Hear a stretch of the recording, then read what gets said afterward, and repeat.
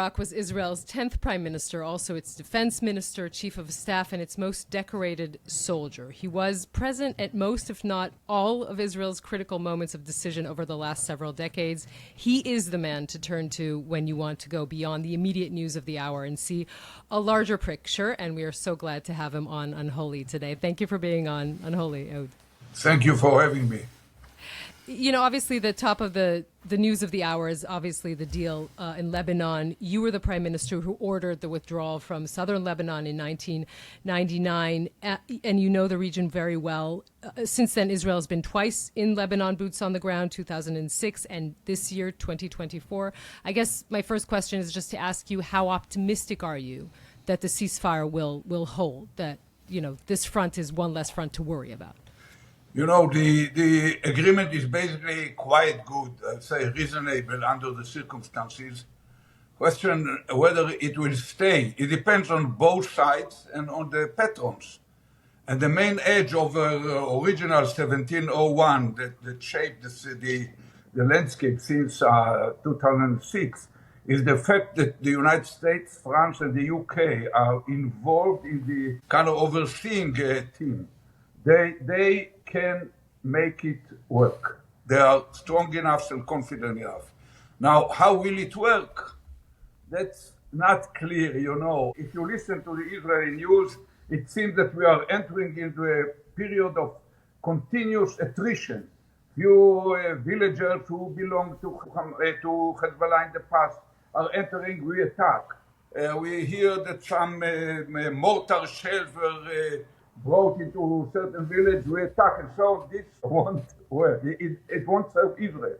In fact, it serves the Iranian original idea of having this long attrition war on as many fronts as they can. So I think that it works differently. A violation is observed, and attention of the patrons, the committee led by American CENTCOM general, is drawn to it. A warning issued to the Lebanese army. Probably we do not respond on the very first one. It starts to accumulate with several of them. Then a formal warning comes to the Lebanese government through both Israel and the kind of overseeing committee. And only then, after you basically made it clear that there is a mutually agreed violation, then we act. That might give it certain kind of chance of working for the better for both sides.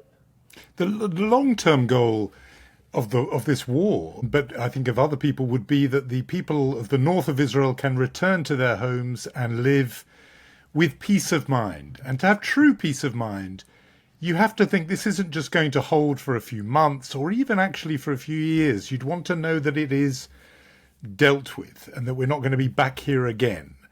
What is the answer to this long term? There's this deal for now, but what is the way to get peace on that northern front so that we're not talking about every few years another round? First of all, don't be sure in the Middle East you won't see another round. That's right.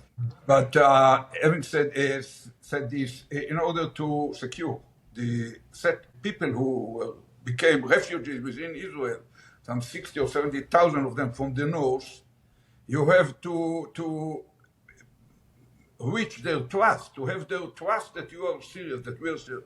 I think that keeping the agreement the way that I've described give it certain chance. But of course, there will be a need to make sure that there is no any direct fire from light weapons, and not even from these high precision anti-tank missiles that can destroy a house sometimes, which could be launched even from 3 miles, about 3 miles. So this area should be clean from weapons, and that should be imposed by the whole agreement. Of course, you cannot secure perfectly against long-range rockets that can go over the whole region and hit Tel Aviv, so it can for sure hit the north. But I think that most important for the people is the fact that there is no direct line fire, accurate one, into their homes, and they should not be worried about attack of the type that happened in the October 7 in the south. that will need the IDF to deploy force in each and every settlement. Some of them are few yards from the border, and it will take time. It will create a heavy burden. We will need more units. That's another issue in Israel, how to share the burden over the whole population in a more equal way. But that's the way. I think that because they were rooted out of their settlements very violently by the government, probably not fully justified at the first 24 hours, there is a need to compensate them generously. The government should take commitment to rebuild everything that was destroyed. That's not responsibility of those citizens. Even to give them certain tax preferences. We know how to do it, we can do it, but you should do it. And it's quite disturbing. The government seems to ignore it, not to notice it, neither in the north, not in the south. Probably about 20% of the people who live there, mainly young people, or those which their mainly residential, or probably whatever they have, the business they have, they're totally destroyed, that might consider not to come back, and that's part of the price of such a war. Yeah, Painful, and but it's part of the price. It's a tragedy. I want to zoom out for a minute because Hezbollah is ultimately the proxy. But let's talk about the real problem, which is Iran. And you know, famously, I'm reminding our listeners who might not remember this. You were famously in the Netanyahu government between 2009 and 2013. You were defense minister. You wanted then to attack Iran's nuclear site. That didn't happen. And today, you call it pretty clearly a de facto a threshold nuclear state. Now, this year proved that Israel can attack Iran directly. It sadly also proved that the opposite is true. Iran can attack us directly. When you look at that, which is probably the biggest danger we're facing, what should be done? Is this the moment to try and, do that plan that you wanted to implement in 2009, 2010? You cannot, the attempts Rewind to develop a time machine that goes backward failed until now. So you cannot recreate situation. The difference between now and then was that in 2009 to 2012, project, the Iranian nuclear project was still young and unripe. So by a surgical operation of one night, probably a night and a half, we could basically delay them by several years. But only several years. Only several. Even when we attacked the Osirak reactor near Baghdad some 40 years ago, and when we attacked later on, a generation later, the Syrian attack, we could not seriously say that we delayed them by more than 3 years. Because they can call the French or the North Korean companies who built it respectively, and give them premium for the risk of another 30%, and they ask them to build a new one. But there is the fear of repetition of the attack. There are other issues that sits on the shoulder. It ended to be forever. So I thought I was probably the most focused among us, together with Lieberman and Netanyahu, to extent was with us, but we failed to convince even the inner cabinet, the inner cabinet, the gang of eight ministers that was the core of any cabinet. We couldn't, for different reasons, we did not succeed. Now it's different story. When Netanyahu convinced Trump, when he was president, to leave in 2018, to leave the agreement, the Iranians were held about 18 months far from turning into de facto nuclear threshold. Now they are probably 18 days. Some commentators call Netanyahu, professionals, call Netanyahu the father of the Iranian bomb because of his success to convince Trump to leave it and open the door for the Iranians to move forward. And whenever there was complaint against, say, who the hell broke the agreement? The Americans, not us. So they are now 18 days for it, probably minus 18. Probably they are already there. So it doesn't mean that they have a weapon immediately. Probably it will take you another year and a half. But the real meaning of being a threshold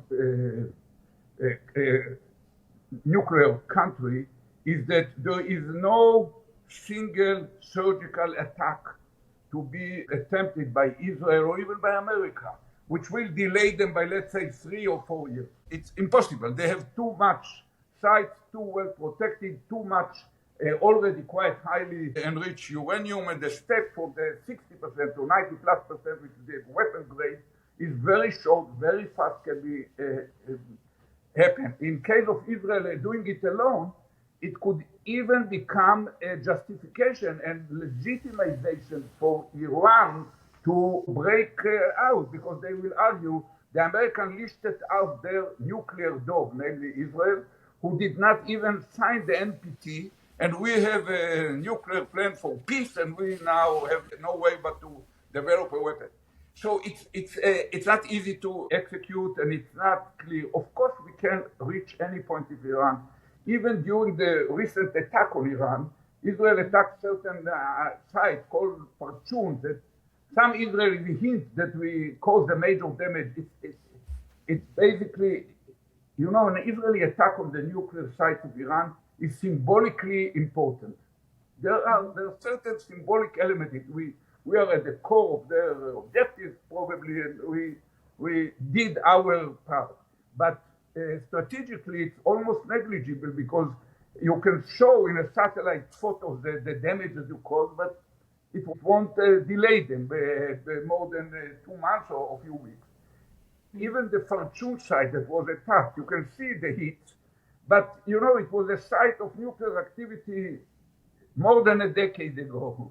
And the IAEA found certain mining amounts of highly enriched uranium and so on.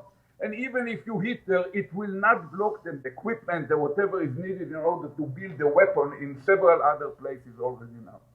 So this is sensitive. And of course, it cannot be done. Even we contemplate it, and clearly there, and the symbolic aspect is not totally unimportant. But Netanyahu, I think, will think of it only in coordination with Trump. Mm-hmm. And Trump, I believe, have totally different. He sees a global picture with a newly emerging axis of Russia, China, Iran, North Korea, who rises against the other side, America, the EU, the NATO, and similar kind of like-minded countries. The real challenge is there are several wars. There is one in Ukraine, there is one in the Middle East, and there is simmering tension underneath the surface in Taiwan. I believe or suspect that Trump will look at the whole picture, will try to hit a deal with Putin on both Ukraine and simultaneously to put an end to this war. If that's how it is going to play out with Trump, and I agree that's very plausible, should Israel just go with that, in the sense that it can't beat Iran by military means for the reasons you've set out? That ship in a way has sailed. Should it try and get in ahead of some kind of grand bargain that Donald Trump may well be brokering? And if it does, what would that look like? Or is the alternative they just get left behind, Trump cooks up a deal with Putin in Iran, and Israel is left out in the cold? Look, if I go, look at the war from bird's eye view, it always reminds me the three maxims set by Ben-Gurion, our founding father, for Israel to go into war. Make sure that you have a superpower on your side.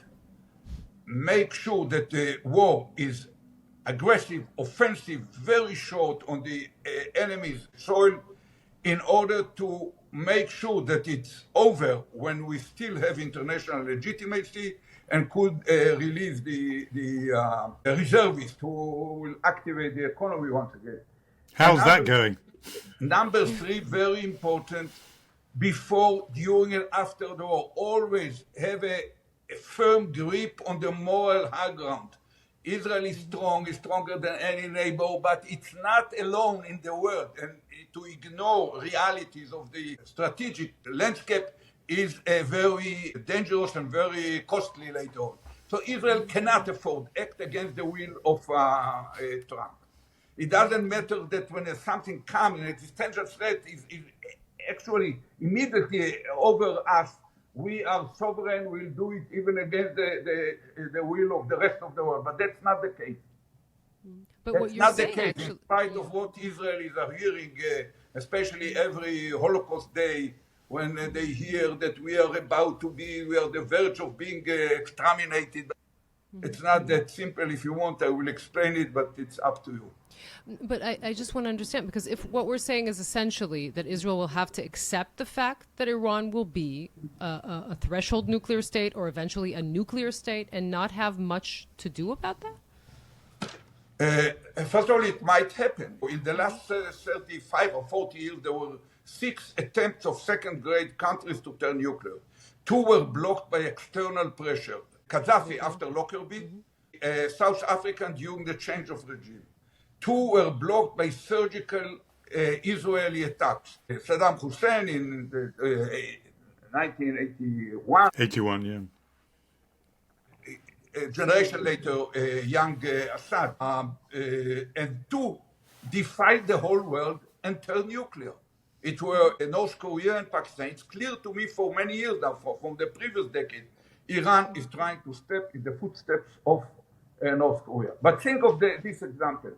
North Korea never thought of really drop a bomb on South Korea, on Japan, on Americans and Guam. It was never on their mind. And not because they are not fanatics, because they are not stupid. They understand that it will cause bringing North Korea back to Stone Age. It is the real reason behind it is to reach deterrence. It's about the longevity of the Kim dynasty. It's not about attacking with nuclear bombs.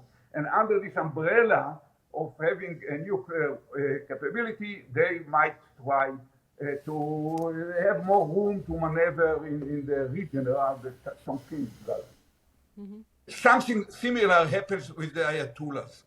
They cannot think. They are fanatics, they are extremists. They want to see us disappear. They do not seriously consider dropping a bomb on Israel for the same reason. They fully understand they will end up bringing Iran to the Stone Age.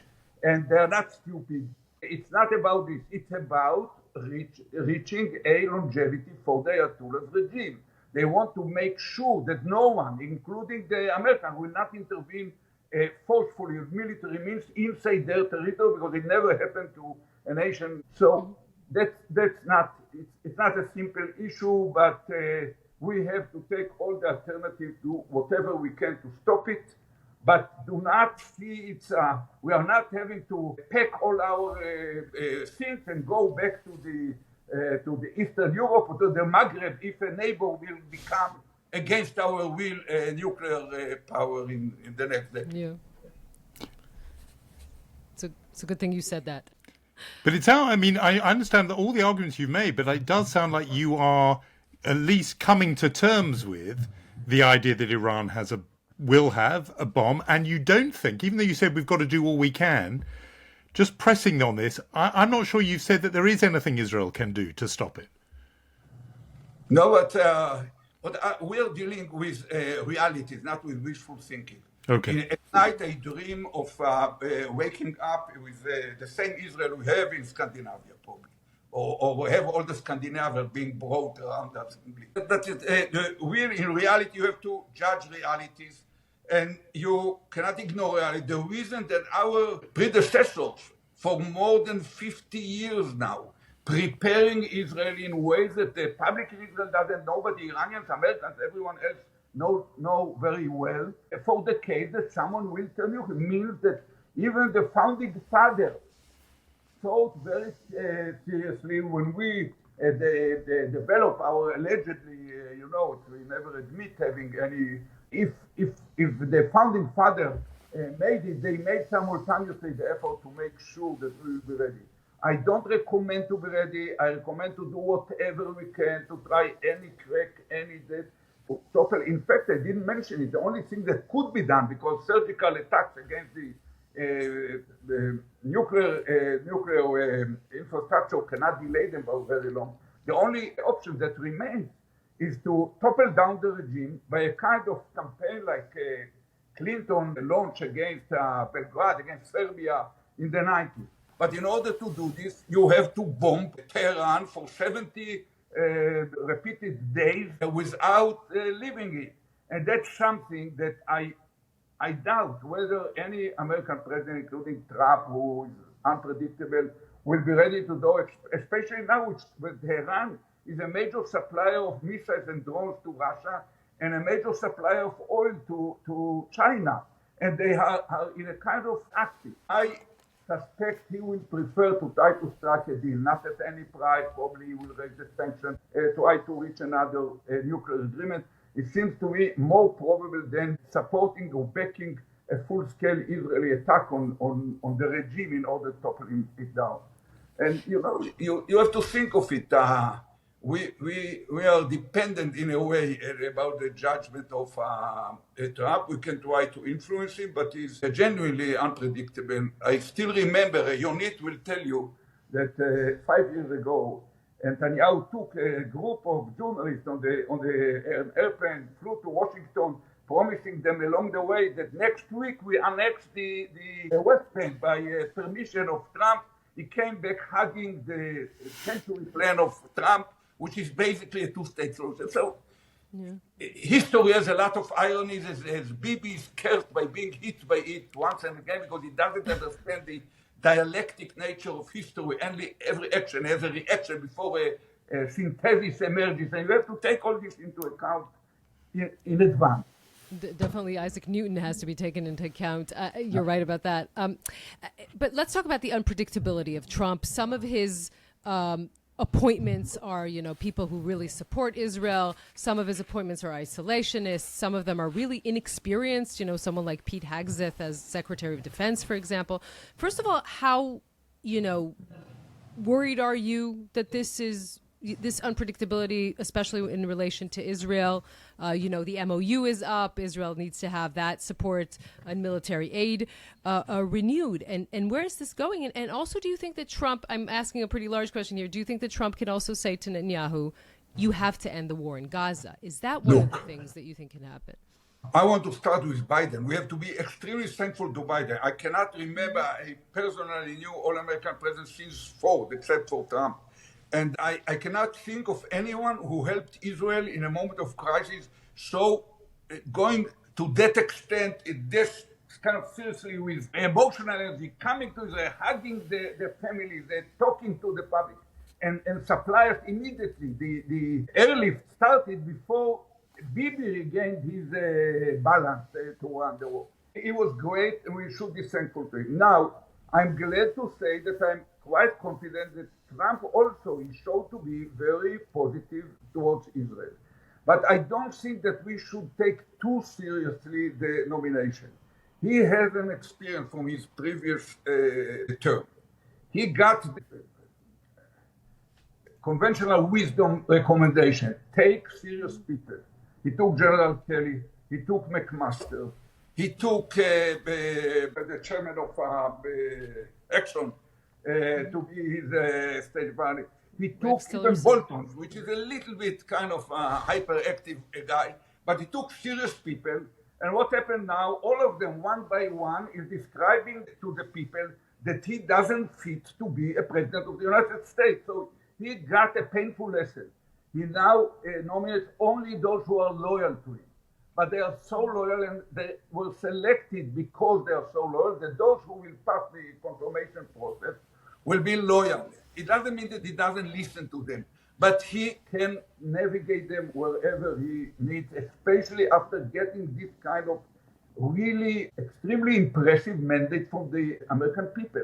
It's something after the night where he was elected and Gallant was fired in Israel, I told myself I have to think for 2 weeks, not to erase any ideas, to think for 2 weeks, to understand it. It's something much more profound. We have to think very seriously what blocks the Democrats, how it came that now the Republicans represent the blue-collar people and all those who are frustrated. Other Democrats can represent the progressive and the woke and the rich people.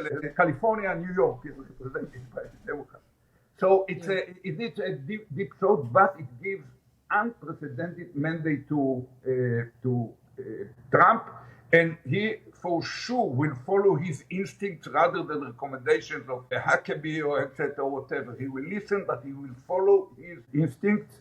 There is a lot of worry in Europe, other places, because there is understanding some of the things that he announced will hit, first of all, the poor people of the world, later on weak countries. It will open for local powers and with isolationism. It will open opportunity to Russia for that. Why just Ukraine? Why not Moldova? Why not the Baltic States? And China might find some good timing to do something similar in the arena.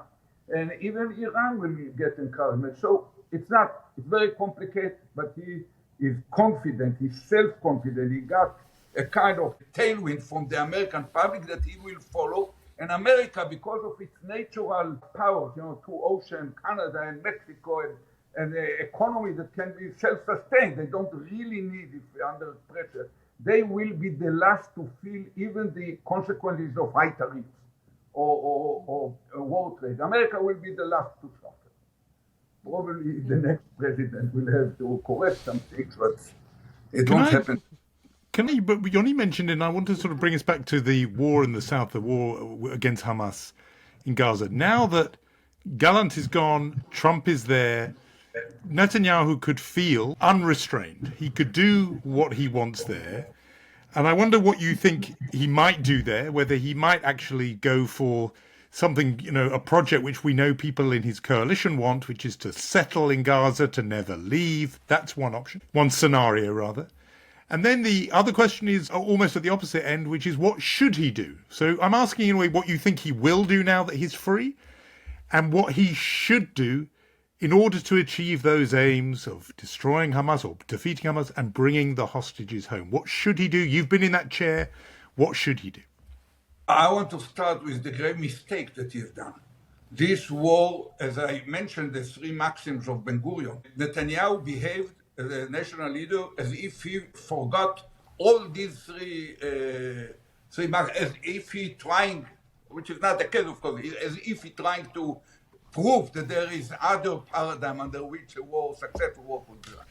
So the main weak point in his belief that he tried for whatever reason to bestow upon the whole public is that Hamas should be defeated, a total victory, by eliminating the last Hamas fighter, the last IED, the last RPG, the last launcher.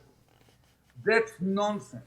The only way to defeat Hamas, the only thing that frightens Hamas, is to be replaced by another power in Gaza. Israel has, the evening of the 7th of October last year, Israel had a compelling imperative to make sure Hamas will never ever reign politically over Gaza Strip, will never ever be able to threaten Israel.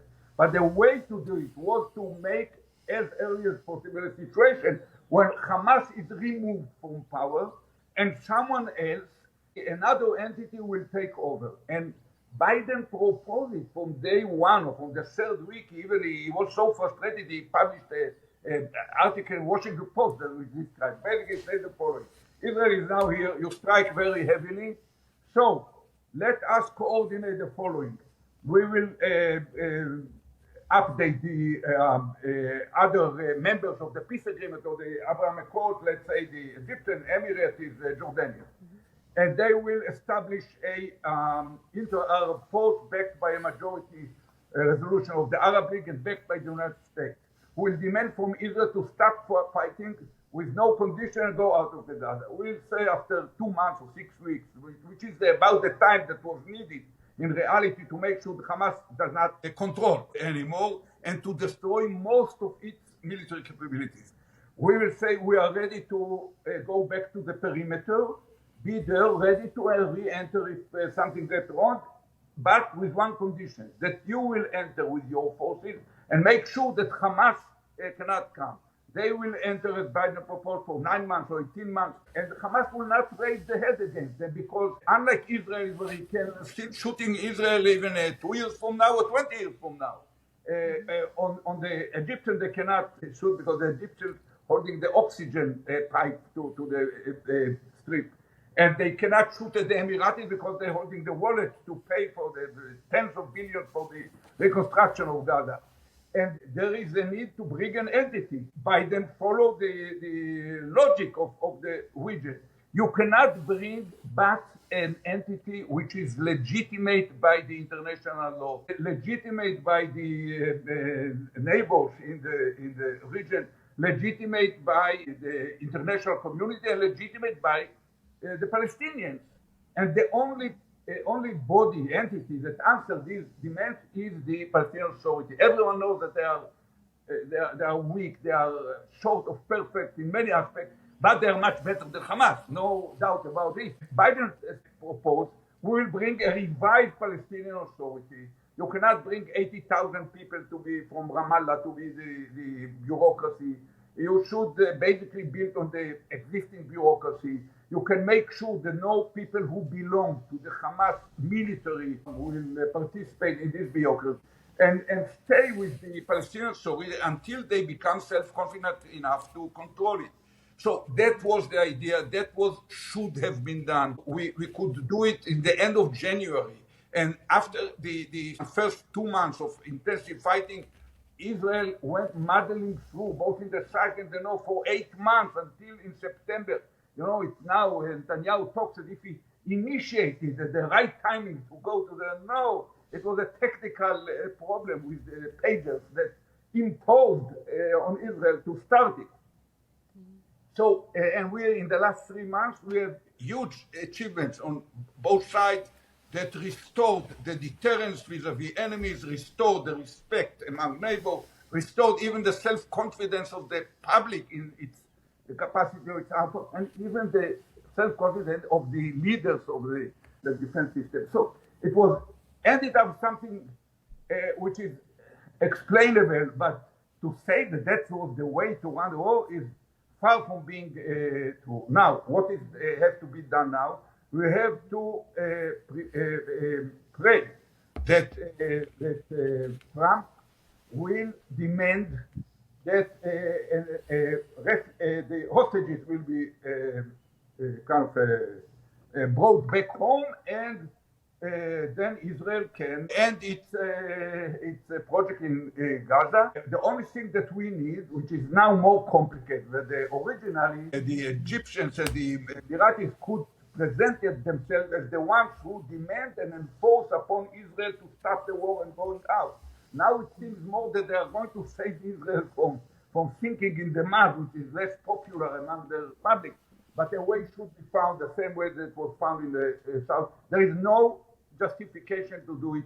And many in Israel suspect very kind of disturbed that the real, genuine reason why it is stretched has nothing to do with security, nothing to do with real interest. It's all about the longevity of his coalition. And I should admit that I am not sure what happens there. Are the Ben-Gvir and Smotrich, those messianic racist, we call them Michiganers, in the government, whether they are blackmailing Netanyahu or probably is well orchestrating and stage menuet when he asked them to pressure him in order to justify his need to keep the coalition in order to avoid the day of reckoning. He understood, even 8 months or 6 months ago, when there was a proposal for a deal, it always included 3 months of a pause in fighting. But in 3 months, immediately his criminal court case will be resumed. Immediately there will be demands to establish an inquiry committee. A commission of inquiry. A national inquiry committee. Immediately there will be demand for his resignation. Immediately there will be calls for early election. He doesn't want it because he doesn't know how to stand. So he prefers to have the war. Extremely disturbing. And when you look at what happened with the Bild and Jewish Chronicle, when you look at the details, it's not that it's the first leaks from high echelons in the political or even defense establishment. It's what you see behind it, that the whole manipulation, beyond risking sources of intelligence and the life of soldiers or hostages, it is the Prime Minister and his inner circle are working against rescuing the hostages, against the interest of the book, using bypasses or kind of in order to shape the public opinion in Israel in something that's disgusting. It's unheard of. You cannot accept it.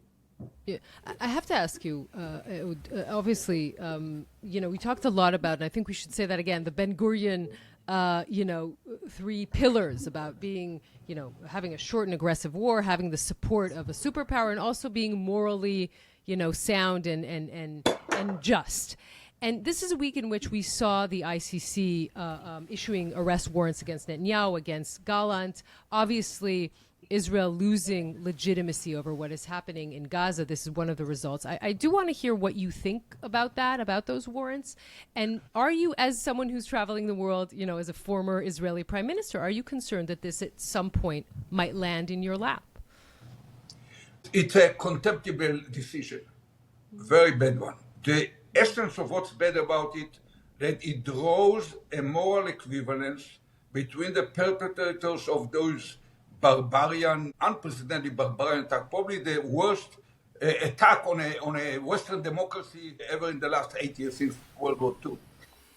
I think that Israel is still a democracy. Critique of Netanyahu, helping the protest movement against him, but Israel is still a democracy, one which fights for its continuation as democracy, but we are still democracy, part of the free world. There is no way that an international legitimate body will draw a line between the leaders of Israel and the leaders of Hamas. And it doesn't mean that we are perfect and we didn't make mistakes. We make mistakes in the execution of our campaign. We make even mistakes in fighting these optional arrest warrants, because there were more than one way to show that we stand by the principle of complementarity, mainly that they investigate alone by independent law enforcing agencies. There is so much we could ask you about, Ehud Barak, and we would love to do that again on Unholy. But for now, thanks so much up for to coming to us. I like the impression that I'm running things. We really appreciate your time. We always feel smarter after talking to you. Thank you so much for talking to us today. Thank you all for having me.